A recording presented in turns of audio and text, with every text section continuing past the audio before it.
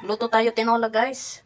Ito, mainit na ang aking kalderong paglulutuan ng aking tinola. Ito, linagyan ko ng konting mantika. Ito, sibuyas. Bawang. Luya. Tanglad. Ayan, tanglad. Paminta. Ayan, paminta. Paghaluin mo na.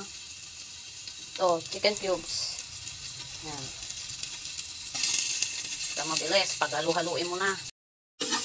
Ayan po, nasangkot siya ng ating mga sahog. Ilagay na po natin ang ating manok. Ito po yung nahiwa-hiwa ko na't nahugasang manok. Ayan. Sangkot siya. Ayan po, nalagay na po natin ang ating manok. Sasangkot siya rin po natin yan. Ito po ang ating patis. Ayan. Tayo po natin magmantika tong ating manok. Masangkot. Matosta siya konti. Bago natin lagyan ng tubig. Ayan po. Bayaan lang po natin. Magtutubig naman po yan. Ayan po, nagmamantika na ang ating manok. Lagyan din po natin ng konting asin. Ayan. Ayan na siya ang aking manok. Nasangkot siya ko na siya. Sarap. Ayan. Huwag natin haluin ng ganyan. Masisira ang kanyang taba, ang kanyang balat. Po, nagmamantika ng ating manok. Lalagyan ko na rin po ng tubig.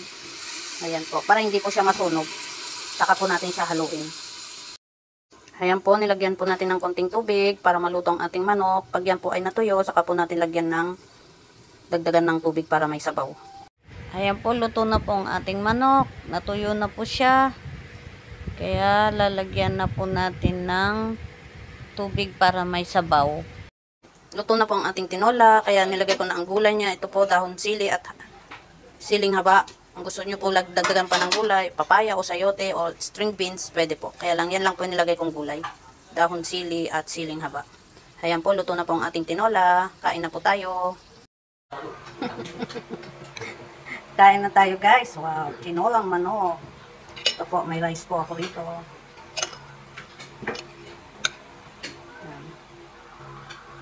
Yan po, may patis sa kasili. Kalamansi. Yan. Kain tayo. Yan. Sarap po. Kain tayo, guys. Thanks for watching.